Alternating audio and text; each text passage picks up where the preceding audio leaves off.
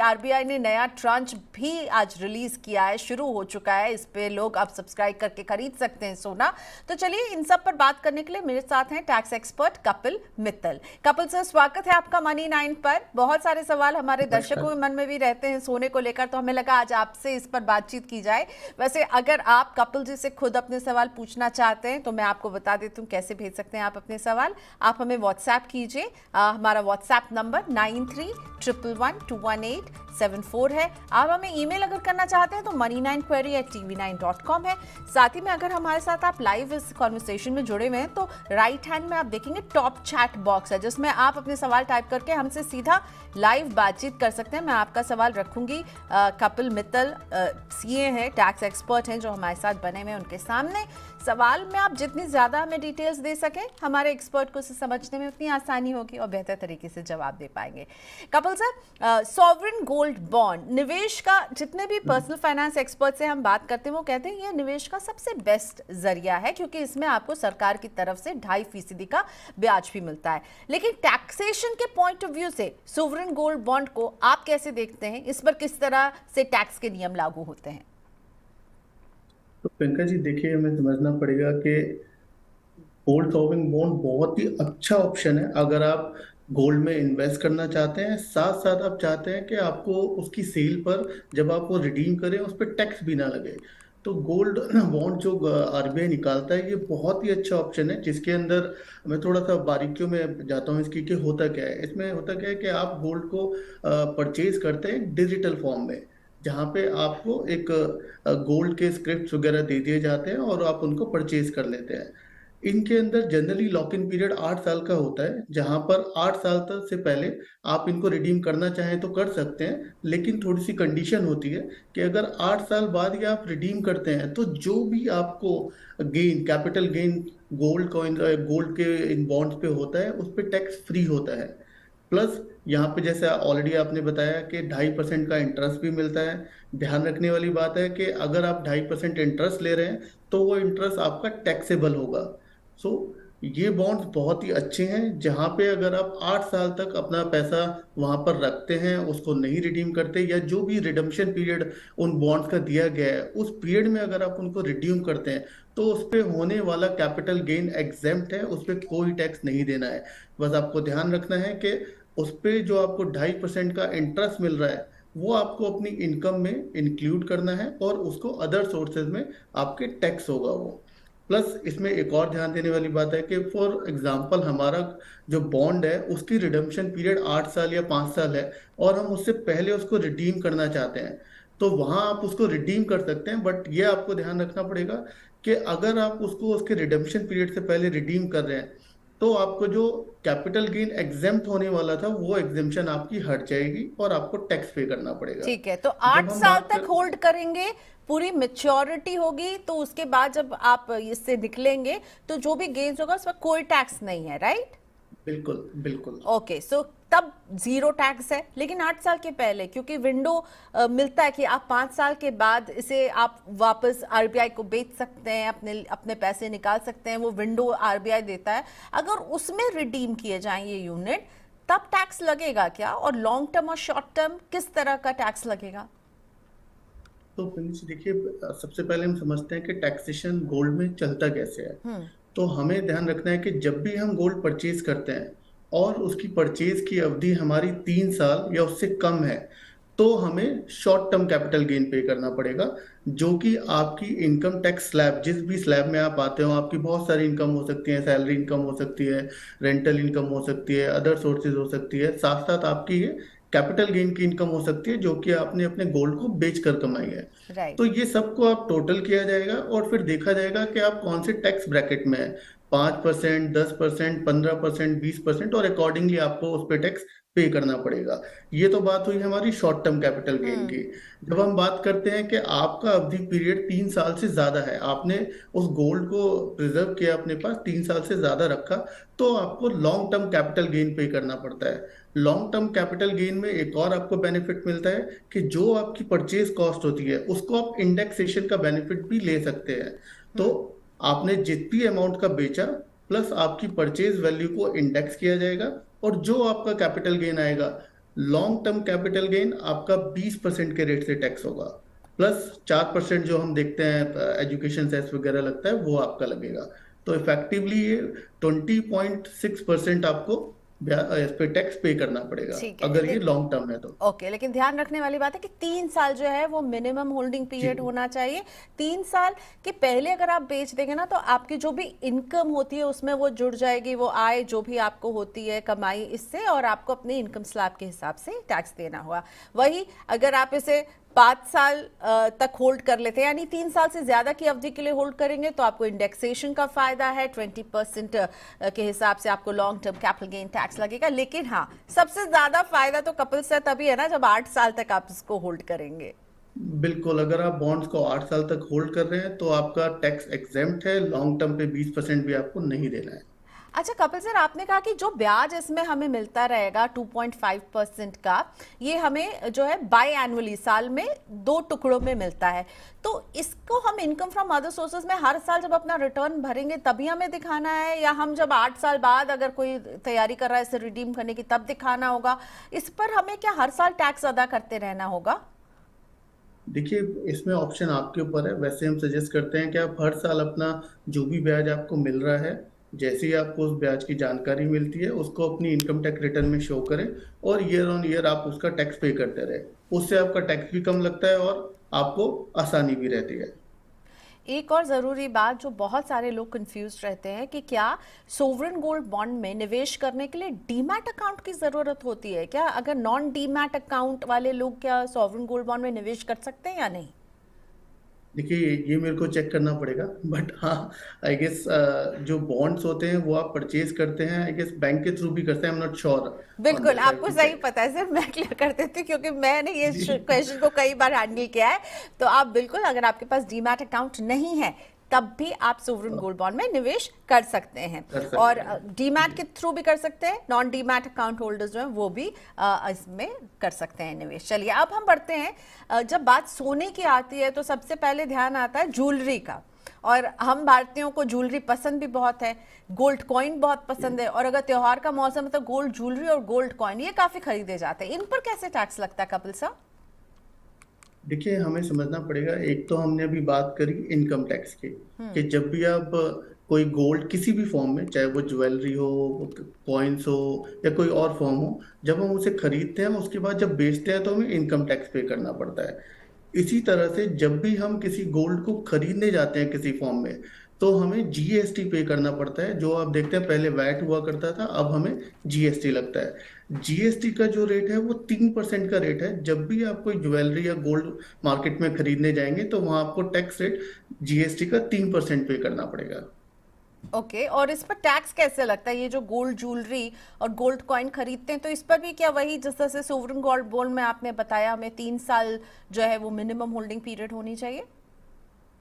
अब देखिए, जब हम बात कर रहे हैं कि आपने कोई गोल्ड कॉइन फिजिकल खरीदे या गोल्ड, हाँ। कुछ और खरीद, फिजिकल गोल्ड आपने खरीदा, तो वो रिस्ट्रिक्शन नहीं है कि आपको कितने साल रखना है, वो तो आपके ऊपर है। लेकिन हाँ, जो टैक्स सिस्टम है इनकम टैक्स की अगर हम बात करें तो वो एकदम सेम है। अगर आपने 3 साल से पहले उसको बेच दिया तो आपका शॉर्ट टर्म कैपिटल गेन होगा, और 3 साल तक आपने रखकर बेचा तो आपका लॉन्ग टर्म कैपिटल गेन होगा इनकम टैक्स में, जो आपको पे करना पड़ेगा। वही शॉर्ट टर्म आपका स्लैब के अकॉर्डिंग टैक्स होगा, और लॉन्ग टर्म आपका 20%, और प्लस जो एजुकेशन सेस आपको दोनों केसेस में लगता है वो आपको पे करना पड़ेगा 4% का। और जब ज्वेलरी खरीदते हैं तो मेकिंग चार्ज भी लगता है क्या? इस मेकिंग चार्ज पर भी जीएसटी लगता है? क्योंकि जब हम ज्वेलरी खरीदेंगे तब तो हमें उसकी प्राइस पर तो जीएसटी देना ही होगा। मेकिंग चार्जेस पर भी जीएसटी अलग से देना होता है, या फिर वो पूरी ओवरऑल परचेज का हिस्सा होगा? देखिए, ये बहुत ही इम्पॉर्टेंट क्वेश्चन है, क्योंकि जब भी हम कोई ज्वेलरी खरीदने जाते हैं, इवन गोल्ड कॉइन भी हम कई बार खरीदते हैं, तो वहाँ पे दो हम देखते हैं उनके बाइफिकेशन होते हैं। एक तो वो गोल्ड का रेट हमसे चार्ज करते हैं, और एक वो हमसे मेकिंग चार्जेस लेते हैं।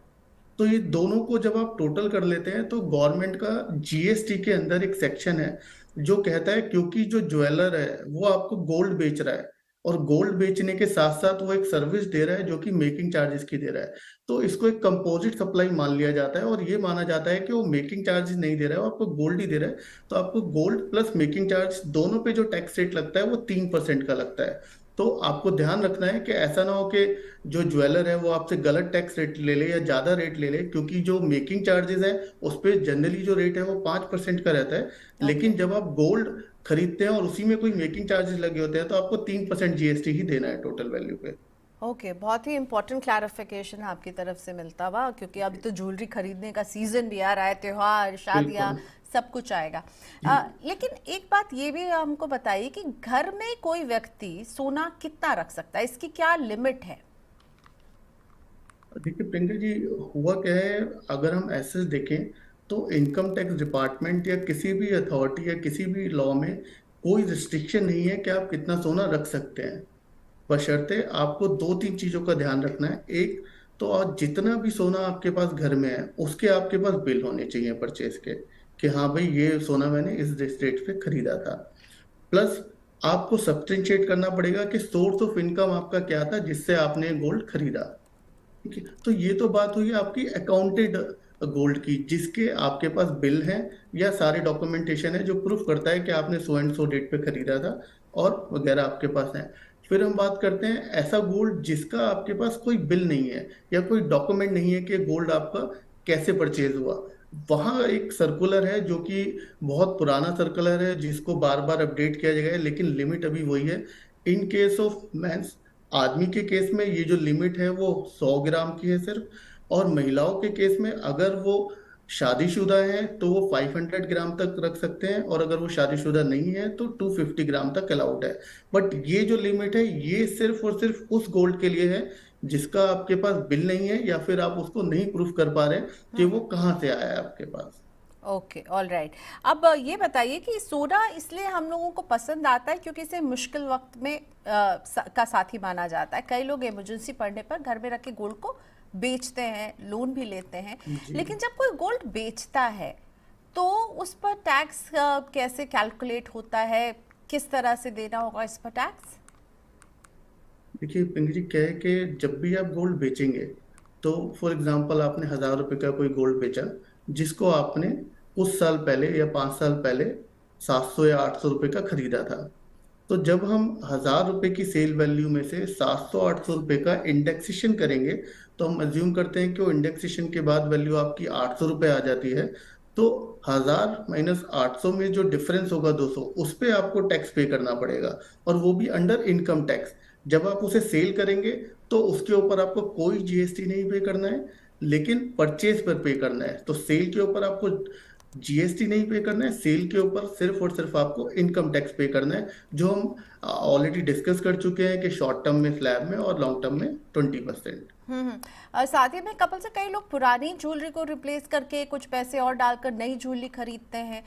इस पर जी जी। कैपिटल गेन कैसे कैलकुलेट होगा, क्योंकि आप एक तरफ बेच रहे होंगे अपनी कोई पुरानी ज्वेलरी, फिर आप एक नई ले रहे होंगे उसके बदले। तो देखिए इसमें सिंपल सा फंडा है, आपको ये ध्यान रखना है कि जब आप बेच रहे हैं तो कितना ग्राम गोल्ड आप बेच रहे हैं उसकी वैल्यू आपको, जो ज्वेलर है आप उससे ले सकते हैं सेपरेटली, कि उसकी उसने क्या वैल्यू लगाई और कितने का गोल्ड आपने खरीदा। तो ये दोनों दो अलग अलग ट्रांजेक्शन है। जब आप अपना गोल्ड बेच रहे हैं तो आपको वो वैल्यू उनसे ज्वेलर से पता लग जाएगी, उसके बेसिस पे आप अपना कैपिटल गेन टैक्स निकाल सकते हैं। वहीं जब आप परचेज कर रहे हैं तो जो आपकी टोटल परचेज वैल्यू है, इवन जो आपने पुराना गोल्ड देके उसको कन्वर्ट करा लिया या नया फॉर्म में ज्वेलरी ले लिया, तो वहां आपको जीएसटी का 3% टोटल परचेज वैल्यू पे देना ही देना है। और दूसरी तरफ आपको जितना भी आपने पुराना गोल्ड का वैल्यू आपका निकल कर आया, जो आपको ज्वेलर आपको रिड्यूस कर रहा है न्यू ज्वेलरी में से, उसको आपको सेल कंसिडरेशन मानना है, और उसकी परचेज कॉस्ट को इंडेक्सेशन करके जो भी डिफरेंस होगा वो आपको कैपिटल गेन होगा, जिसमें आपको इनकम टैक्स पे करना है। ओके, तो हमने फिजिकल गोल्ड की बात कर ली, सॉवरेन गोल्ड बॉन्ड की बात कर ली, लेकिन एक और तरीके से जो गोल्ड खरीदा जाता है वो है म्यूचुअल फंड के जरिए लोग इसमें निवेश करते हैं। जी। अब म्यूचुअल फंड में जब आप कुछ खरीदते हैं या उसकी यूनिट को रिडीम करेंगे, इसमें कैपिटल गेन का क्या कैलकुलेशन होगा? कि गोल्ड को ना गवर्नमेंट ने बहुत ही सिंपल फॉर्म में रखा है। गोल्ड में उन्होंने कोई डिफरेंशिएट नहीं किया है, चाहे आप म्यूचुअल फंड फॉर्म में ले या कोई उसकी और यूनिट्स वगैरह परचेज करे। जो टैक्स रेट है, जो टैक्स स्ट्रक्चर है वो सेम है। अगर आप 3 साल तक वहां भी होल्ड कर रहे हैं 3 साल से ऊपर होल्ड कर रहे हैं तो आपको लॉन्ग टर्म होगा, 3 साल से कम कर रहे हैं तो शॉर्ट टर्म होगा, टैक्स रेट सेम है। तो इसके अंदर गवर्नमेंट ने कोई डिफरेंशिएशन नहीं रखा है, क्योंकि डिजिटल फॉर्म में गोल्ड जो होता है उसको भी उन्होंने माना है कि जनरली लोग फिजिकल फॉर्म में कन्वर्ट करा सकते हैं और बहुत इजीली कन्वर्टेबल है। तो वहाँ टैक्स रेट में कोई डिफरेंस गवर्नमेंट ने नहीं रखा है। ओके फाइन, सो वहां पर भी वही 3 साल वाला रूल कि 3 साल जी से कम होल्ड जी। किया तो शॉर्ट टर्म कैपिटल गेन यानी आपकी इनकम के हिसाब से आपको टैक्स देना है, और 3 साल से ज्यादा तो क्या म्यूचुअल फंड में भी इंडेक्सेशन का फायदा मिल जाता है? जी बिल्कुल मिलेगा। Okay great. चलिए अब मुझे ये बताइए कि गोल्ड से हुए कैपिटल गेन्स पर क्या टैक्स बचाने का भी कोई रास्ता है? क्योंकि अक्सर हमने देखा है कि कैपिटल एसेट, जब आप घर जैसा कोई कैपिटल एसेट बेचते हैं उससे जो कैपिटल गेन आता है उसको बचाने के लिए कई विकल्प आपको मिलते हैं इनकम टैक्स के सेक्शन 54 के तहत। क्या सोने में भी ऐसा होता है क्या? देखिए ये बहुत ही अच्छा सवाल है पिंका जी, क्योंकि बहुत सारे दर्शक ये जानना चाहेंगे कि गोल्ड पे उनको कैपिटल गेन तो हो गया, अब उसे बचाया कैसे जा सकता है। तो एक बहुत ही अच्छा प्रावधान है इनकम टैक्स में जो कहता है कि अगर आप कोई भी कैपिटल एसेट सेल कर रहे हैं अदर देन हाउस प्रॉपर्टी, जैसे कि शेयर्स हो गए या गोल्ड हो गया, तो उसको आप निवेश कर सकते हैं। उससे आप कोई भी एक घर परचेज कर सकते हैं और उस पे आपको जो कैपिटल गेन हो रहा है वो आपका एग्जेम्प्ट हो जाएगा। लेकिन इस को अवेल करने के लिए, इसको पाने के लिए, ये टैक्स एग्जेम्प्ट करने के लिए कुछ कंडीशन है जो एक इंडिविजुअल को फॉलो करनी पड़ेंगी और पूरी करनी पड़ेंगी, जिसमें ये कहा गया है कि जब आप गोल्ड बेच रहे हैं जिस रेट को, या तो आपने अपनी हाउस प्रॉपर्टी परचेज करी है 1 साल पहले उस डेट से, या फिर 2 साल के अंदर अंदर आ गए, और ओके। या फिर आप उस कैपिटल गेन को या जो एग्जेम्प्ट करना चाहते हैं उसको इन्वेस्ट कर देंगे कंस्ट्रक्शन में उस हाउस प्रॉपर्टी के।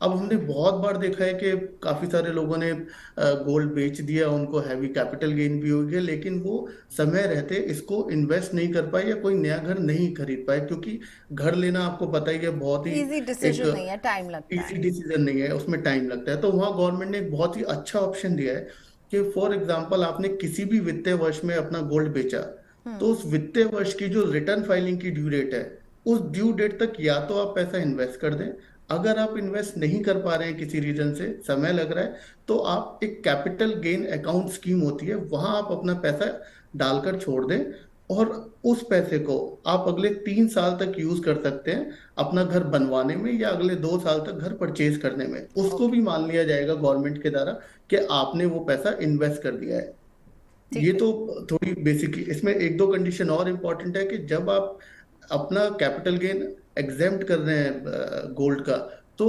आपने घर ले लिया, लेकिन अब घर में एक लॉक इन है कि आप उस घर को 3 साल तक बेच नहीं सकते हैं, तो 3 साल तक आपको उस घर को रखना पड़ेगा।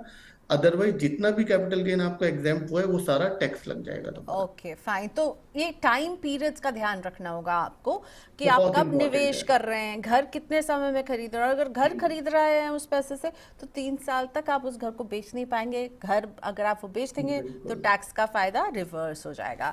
तो कपिल से बहुत ही आसान शब्दों में आपने आज समझाया है। अब मैं चाहूंगी हम कुछ अपने दर्शकों के सवाल पे लेते हैं, और एक बहुत इंटरेस्टिंग सवाल जो यूट्यूब पर लाइव आया है मैं वो लेना चाहूंगी, क्योंकि ये दिक्कत केवल धर्मेंद्र जी की नहीं है, ऐसी दिक्कत बहुत लोगों को होती है। धर्मेंद्र जी ने ये लिखा है कि मेरे पास 20 साल से कुछ ज्वेलरी थी जो कि इन्होंने इसे अभी उस समय का कोई इनके पास बिल नहीं है, कब उन्होंने जब ये खरीदा था तब। जी अब क्या इसे ये सेल करते हैं तो इन्हें टैक्स देना पड़ेगा? 20 साल बहुत पुरानी बात है, बिल नहीं है, ज्वेलरी है, फिजिकल गोल्ड है, आप बेचने जाएंगे तो क्या होगा? तो देखिए कि जी ये एक बहुत ही नॉर्मल प्रॉब्लम है जो सभी लोग जनरली फेस करते हैं, बट इसका बहुत ही आसान तरीका है। गवर्नमेंट ने बहुत ही सीधे और क्लियर शब्दों में बताया कैसे करना है। गवर्नमेंट कहती है कि टैक्स लॉज में उन्होंने प्रोविजन दिया है। अभी आप देखेंगे पहले 1980 81 के हमारे जो रेट्स चलते थे, इन्फ्लेशन के जो इंडेक्स चलते थे वो 80 81 के चलते थे। अभी रिसेंट में उन्हें 2001 से स्टार्ट कर दिया गया है फिर से। तो गवर्नमेंट कहती है कि अगर आपने कोई भी गोल्ड ऐसा आपके पास है जो आपने 2001 या उसके बाद खरीदा है, और आपके पास अगर उसके डॉक्यूमेंट है, तो आप वो ले सकते हैं। फॉर एग्जाम्पल अगर आपके पास कोई डॉक्यूमेंटेशन नहीं है कि वो गोल्ड कितने का था, आपको इनहेरिटेंस में मिला, आपके पीढ़ी दर पीढ़ी चलता आ रहा है, आपको उसकी परचेज कॉस्ट नहीं पता, तो आपको सिंपली क्या करना है, आप जा सकते हैं, आपको बस ये इंश्योर करना है कि वो गोल्ड आपके पास 2001 अप्रैल 2001 से पहले का है। तो ओके। अगर वो गोल्ड आपके पास 1 अप्रैल 2001 से पहले का है, तो आपको किसी भी एक रजिस्टर्ड वैल्यूअर के पास जाना है, उनसे उस गोल्ड के अगेंस्ट एक वैल्यूएशन सर्टिफिकेट ले लेना है कि इस गोल्ड की वैल्यू 1 अप्रैल 2001 को कितनी थी। हम्म। और वो वैल्यू गवर्नमेंट आपकी परचेज कॉस्ट मान लेगी, और अकॉर्डिंगली जब आप सेल करेंगे इंडेक्सेशन लगा के आप अपना कैपिटल गेन निकाल सकते हैं। वहीं अगर आपके पास वो गोल्ड आपको आपकी शादी में या किसी उसमें मिला है जहाँ पे आपके पास कोई बिल नहीं है, वैल्यू नहीं पता, तो आप अपनी शादी की डेट की वैल्यूएशन करा सकते हैं रजिस्टर्ड वैल्यूअर से जाके, और अकॉर्डिंगली आप अपना कैपिटल गेन निकाल सकते हैं। तो आपने सिर्फ ये इंश्योर करना है कि एक रजिस्टर्ड वैल्यूअर के पास जाना है जो कि इनकम टैक्स की साइट पे लिस्टेड है, और उनसे वैल्यूएशन कराना है। ठीक है, तो धर्मेश सर आपकी चिंता जो है वो दूर करने की हमने कोशिश की है। इनकम टैक्स की वेबसाइट पर जाके रजिस्टर्ड वैल्यूअर को ढूंढिए और जाकर के उस ज्वेलरी की एक वैल्यूएशन आप उनसे ले सकते हैं, उससे सरकार मानने मानेगी। चलिए पंकज सोनी जी का सवाल लेते हैं, और पंकज ने हमसे पूछा है, मैं सोने में निवेश करना चाहता हूं लेकिन कंफ्यूज्ड हूं कि निवेश के लिहाज से सॉवरेन गोल्ड बॉन्ड खरीदना सही रहेगा या फिजिकल गोल्ड। कपिल जी आप क्या सलाह देंगे? निवेश करना है तो फिर सॉवरेन गोल्ड बॉन्ड ही चुने ना। देखिए, मैं तो यही कहूंगा कि अगर आप निवेश करना चाहते हैं तो sovereign gold bond is the best option. But yes, आपकी मानसिकता पे बहुत कुछ निर्भर करता है कि आपकी मानसिकता में आपको लगता है कि फिजिकल गोल्ड रखना बहुत ज़्यादा इंपॉर्टेंट है। बट आज की अगर हम उस सिचुएशन में देखें तो गोल्ड विन सॉवरेन गोल्ड बहुत ही अच्छा ऑप्शन है, जहां आपको टैक्स भी नहीं लगेगा, और 8 साल के अंदर जनरली आपको इतना गेन हो जाएगा कि आपको एक अच्छा पैसा आपका टैक्स में जो चला जाता वो आपका सेव हो जाएगा। तो मैं यही सलाह दूंगा कि गोल्ड सॉवरेन बॉन्ड बहुत ही अच्छा ऑप्शन है। ओके, बिल्कुल। इसमें आपको सरकार की तरफ से 2.5% का ब्याज भी मिलता ब्याज भी मिलता है है। हर साल, या, प्लस 8 साल जी, तक होल्ड करेंगे तो टैक्स भी नहीं लगेगा, जो कि कपिल जी ने शो की बिल्कुल। शुरुआत में बिल्कुल समझाया है। तो ज़रूर देखिएगा इस बातचीत को। हरिराम शर्मा जी का सवाल लेते हैं, और हरिराम जी हमसे कह रहे हैं कि उन्होंने अपना गाँव में एक खेत बेचा है। खेत बेचने से आए पैसों पर क्या मुझे कैपिटल गेन टैक्स देना होगा? देखिए प्रियंका जी, ये बहुत डिफरेंट सवाल है। बट अगर मैं बताऊं कि अगर आपने खेत अपना बेचा है और उस पे आप खेती कर रहे थे पिछले 3 सालों में, और आप प्रूव कर सकते हैं कि वो खेती हो रही थी और वो म्युनिसिपल लिमिट्स के अकॉर्डिंगली क्वालिफाई हो रहा है, तो फिर आपका जो कैपिटल गेन है एग्रीकल्चर लैंड पे वो एग्जेम्प्ट हो जाएगा। But okay. इसमें और बहुत सारी डिटेल हैं जो आपको चेक करनी पड़ेंगी। और वो आप चेक कर सकते हैं मनी नाइन के ऐप पर भी। हमने अभी बिल्कुल फ्रेश स्टोरी की है बताते हुए कि जब आप एग्रीकल्चर लैंड को बेचते हैं और उससे जो पैसा मिलता है उस पर टैक्स कैसा लगता है। तो मनी नाइन के ऐप को डाउनलोड कर लीजिए और देखिए हमारे एक्सप्लेनर वीडियोस जो आपको मनी नाइन के ऐप में हर टॉपिक पर मिलेंगे। और एग्रीकल्चर लैंड के सेल पर हुए फायदे पर टैक्सेशन पर हमने अभी ताज़ा वीडियो बनाया है, तो ज़रूर डाउनलोड कर लें मनी नाइन के सुपर ऐप को।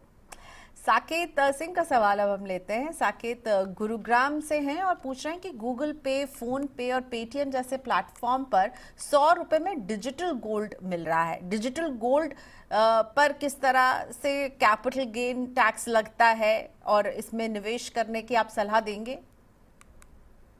देखिए पिंकी जी, हुआ क्या है कि अभी बहुत सारे ऐप हैं, जैसे बहुत ही प्रचलित ऐप हैं, पेटीएम है, गूगल पे है और फोन पे है। तो अभी क्या हुआ है, इन सभी ने एक टाई अप किया है, गवर्नमेंट की एक पीएसयू आप कह सकते हैं टाइप एक कंपनी है, एमएमटीसी, जिनका एक बहुत ही अच्छा उन्होंने विलय किया हुआ है। उनका एक करार है, स्विट्जरलैंड की कंपनी है पीएमटी, उनके साथ उन्होंने करार करके, जो कि गोल्ड माइनिंग में प्योरली डील करते हैं। और इनका जो गोल्ड होता है वो कहा जाता है कि सबसे प्योरेस्ट गोल्ड है, दैट इज 24.999 समथिंग।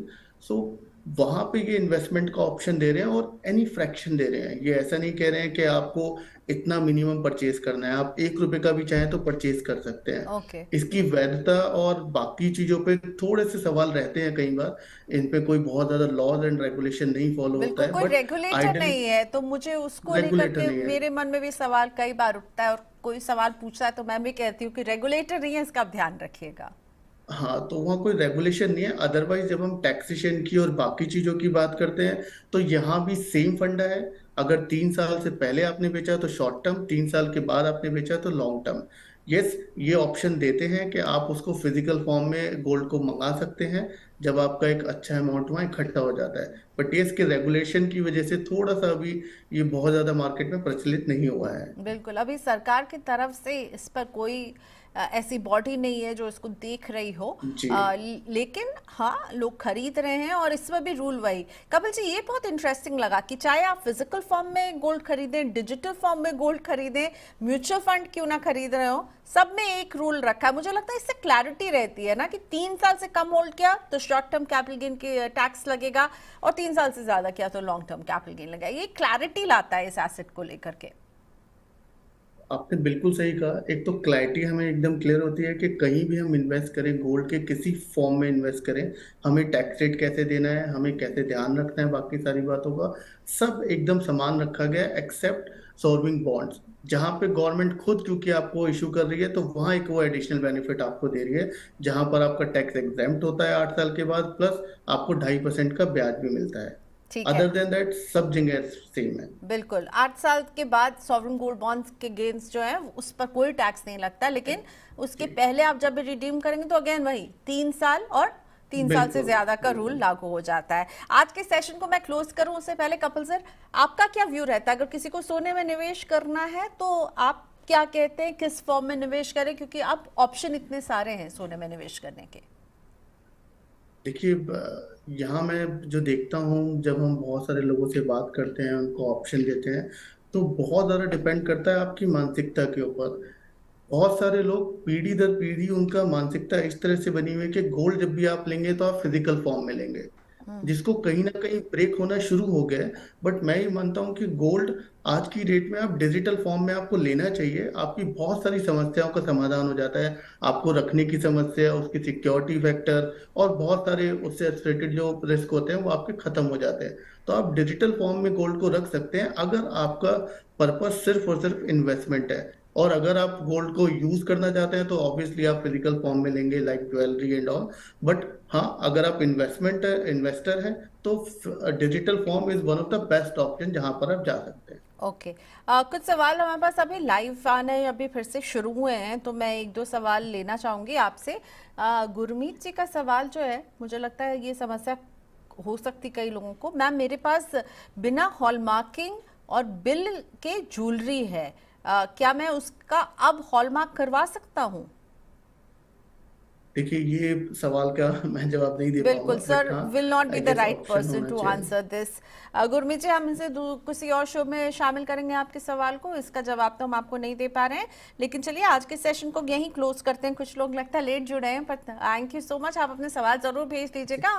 हमने आज कपिल जी से आधे घंटे का ही समय लिया था और हमारा वक्त यहीं पर खत्म हो रहा है आज इनके साथ। थैंक यू कपिल सर, आज आपने वक्त निकाला गोल्ड के जी। पर टैक्स कैसे लगता है, कब लगता है, कब नहीं लगता है, बताने के लिए शुक्रिया आपका। Thank you Priyanka ji.